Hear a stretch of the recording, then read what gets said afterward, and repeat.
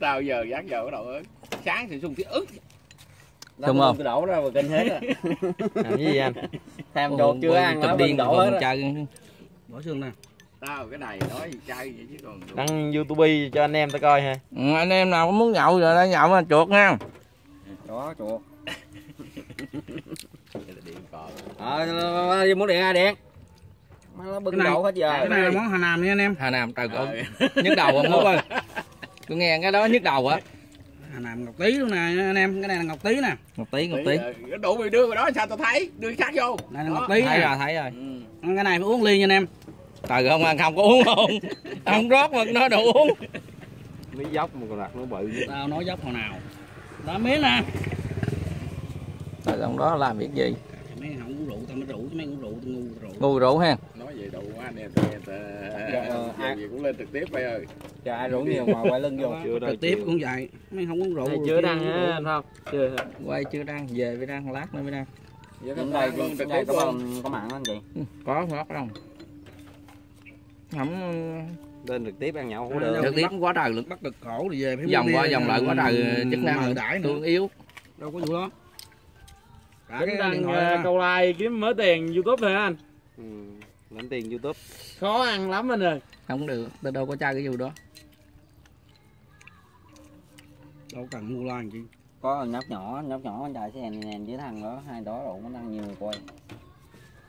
Nào, đầu tư nó quay y như Vin vậy đó. Nó độc độc á hả? Tao mau. hai đó nó mới ngon nhiều. Nhỏ đó nó chỉ mắc cừ. Với thằng lớn thì ngay ấy mà nhỏ nó cừ luôn. Nhỏ tí luôn. Cái đài Quay vô không có dám quay ra. Về ra ai cũng mời luôn. Mời Vô. Thấy ai lâu tay. Đó. Không quá. Trời ơi Út ơi. Dĩa này mấy anh thấy sao mấy bạn? Đi vài lời vô địch à. Cho nhỏ nó đũa chứ coi. Trời ơi rót lên cái con lưu đạn. Trời ơi cũng ăn nữa chết được. Chạy xuống bóng cây xanh hộp ngọc tí. Ơi. Nghe không? Trời ơi ông lại về chỗ ngồi coi. Lớn rồi về vị trí. Về vị trí coi sao mà. Ông cho anh chén nước tương đi. Anh chén nước mắm vậy, chai nước tương của đó không? Lấy chai nước tương. Nước tương là ngon, chai cái chai thôi được à. Cái nào cũng được. Có trái ớt là được à. Khỏi bột ngọt. Bi anh có bi. Rồi anh đây. Còn nhiều ớt đấy hết đi.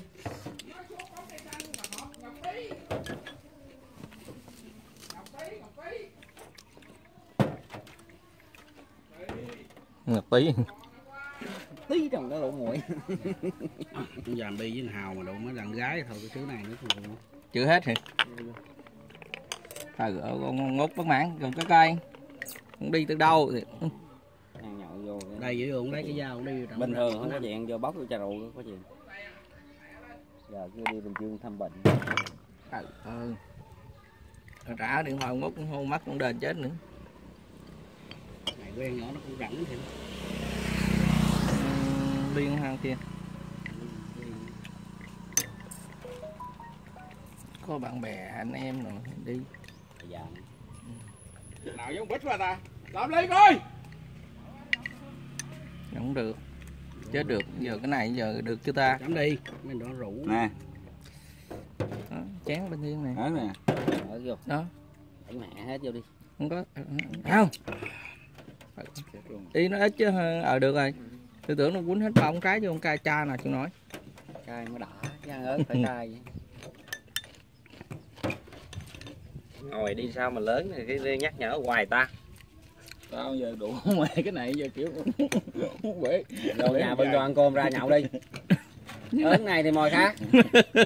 Chứ giờ ông rủ ta nhậu rồi giờ ông ngồi đó cứ ông ớt biết ai cũng Cứ cười chụp biết chết rồi. Tại tới cái giác giờ là giác ớn. Chừng nào hết. Giác sáng hả? Mờ sáng Giác ta đi làm nên kiếm chuyện á hả? Già mà mới cái vừa rớt nhảy xuống chuồng. Giác anh ta đi làm mà có làm anh kiếm chuyện. Giác còn mình đói rồi cũng bươn rọt. mình ảnh nhà anh buồn anh giờ giác này dở rồi về mò vú để trời mình ở đây ứng vợ đâu vợ giờ quay giờ được có tiếp 9 giờ nói vợ mà vú luôn đó ông nội ơi. Đừng có nói vú sinh viên không, đừng có nói vú. Thôi ăn nhậu nữa ăn nhậu đi đừng có nói vú luôn đó. Trực tiếp có vú đâu có chết. Nói anh em nó thèm nè. không? Làm riết đủ giờ bi với bi về Thôi đừng nói điên lại chịu chết. Chữ tôi không phải chữ mấy ông đâu. Vô. Thì nói vú. Cái gì tắt vô rồi. Không phải kêu Nè. Nói thèm chuột. Ngọc Tí nè. Trời, đã cô nay có anh chồng nó vậy, anh chồng mày thì vô phương. quay chứ. Quay rồi biết ăn gì cho mốt Đừng chết có quay chúng cái là hình tao trọng đụ mà mày đưa lên cái chết tao luôn. trời đã câu ông không độ vậy thôi. Toàn đó không có tiền. Đúng rồi. Tự chuột rốt uống. ghế lấy ghế qua. Đốt máy qua phim này. Trời ơi trời. Ok không? Không Chén à. Cái này ngồi. Nè ngồi bên đó đi, đâu bên nè. Để chén đổ. Bên đây không có chỗ. Bên đây cái gò. Cái ly tao rót nửa ly còn nửa chai hơn cái chai kỳ ta. Kêu dục ra mấy bao xi Chứ măng còn đi em hôn cán ở cho ra ngồi cho nó đèn. Không ai dục bao nào hết sao cán. Không có đá xanh chứ. Cát có sẵn rồi. Thiếu đá xanh. Tiền Thêm đem xi về. măng. Về giờ bọn nó không có tiền đem tiền dùng vậy. Tao tính đi dục rồi, tại ba mày chưa có dục bằng khoáng cho tao. Ba cũng dục bằng khoáng cho tao, cái dục măng 8 rồi luôn. Mà cái giọng Đại này loại là đai nó phải quê. chôn vô 5 tấc. Còn cái tạch đó từ nãy tới ngầu kia cái mày sung mày nói Nó này sẽ nó kêu kêu miếng là dự y luôn chứ ngồi lắm ngoài đường lề kìa. Đi. chưa. Trời ơi chừng nào làm cái này rồi giờ. Qua bên kia cái bọc đó là dự y luôn. Vô. Đâu? Rất cho nhỏ nên ly coi. Vô điện. Ly nó tiêu Bưng điện giờ cũng bưng cứ hiềm à. Canh ông Dũng kìa, ông Dũng hết rồi hết à. Tưởng bưng cứ hiềm. Em sao? Thì thế này Sáng nó rủ đủ làm nữa.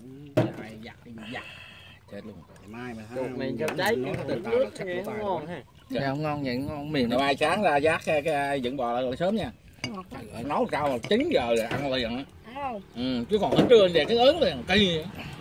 dạng cái rủ thì nhậu sáng là dạng coi nhà dầm giả.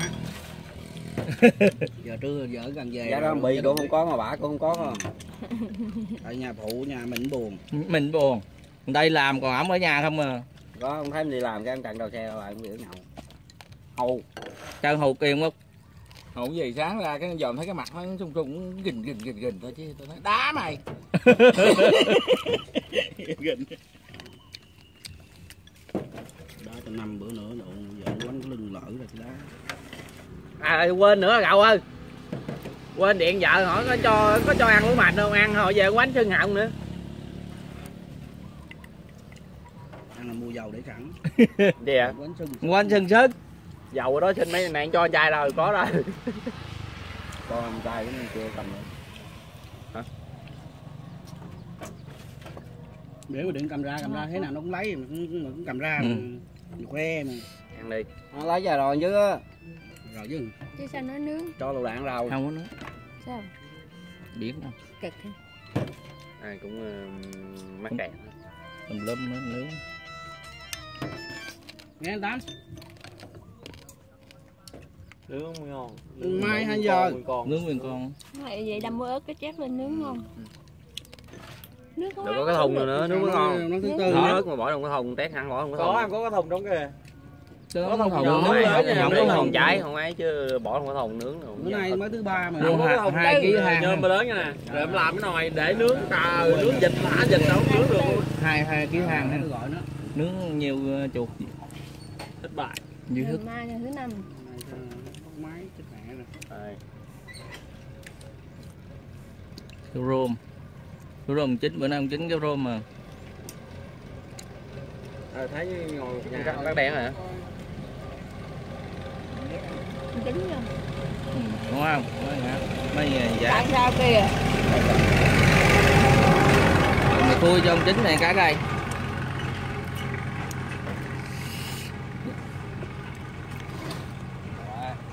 Có chim chưa đem vô?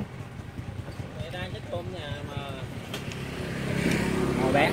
Sữa không này sữa không? Nó có nhiều. Chính cái ma giác cái đầu chạy về bên vợ giờ hỏi cái môn đó. Vô nào? Nói vậy ta hứa với người ta. Tại vô đông luôn cô chết. Ông không giờ tôi chịu. Đủ ngày hôm qua chở vợ chở con đi con hỏi nó đi mình nó đi với vợ. Vô vô trong này bé cũng uống được 2-3 chai vô ngoài ngoài em trà nước sao? Về chứ đâu. Về chắc rôm chứ chắc rôm nữa kìa mình dẹp đi nha. Đại chai nước tương này lá tao bợ tôi uống luôn cái rượu luôn. Đừng uống chết à, hết nước tương ta ăn à không. Uống hết luôn thử lấy gì ăn. Vậy nó chở vợ chở con đi nghe nói đi nhậu đồ dẫn vợ đi theo nhậu luôn. Thì tôi phải vậy chứ. Đồng lòng Chén nè, tác chén cảm nè. Biển Đông mà có ở nè. Tôi nay tôi uống lấy 2 thứ pha vô. Rượu với nước tương pha vô. Ủa, hai bạn ngồi đó, tôi nói hai ông ngồi đây. Làm Bạn gõ không chắc? Gõ. Mới chạy lại rồi. Lấy bò chứ gõ gì, lấy bò chứ không giả. Cái bò hả? Ê, về thò thò đó hả? Hả? Cái ai nhắn nhắn hả? Đâu có thằng Tâm á. Hiểm chịu Thằng 18. Tâm nói đi nhắc cái gì? Nó bị hư cái giò. Ủa sao thấy bình thường mà. Mình đó bình. Tôi chừng chim gì rồi. Thằng chạy chiếc quay nhỏ nhỏ con á. Chạy chứ quay mà anh đó đâu. Nước chuột mà chưa ỉa được. Tao không có thằng này này. Rồi tôi tính đâu thằng mình nói Quỳnh với chứ. Không, đó. Đi đâu nữa? Đó thằng Tâm á. Đi lấy cái gì? Chim. Mấy bữa đó Em mới mày đường ấy chim mà vậy mà. tao nó kẹt quá mà. Kẹt thôi chứ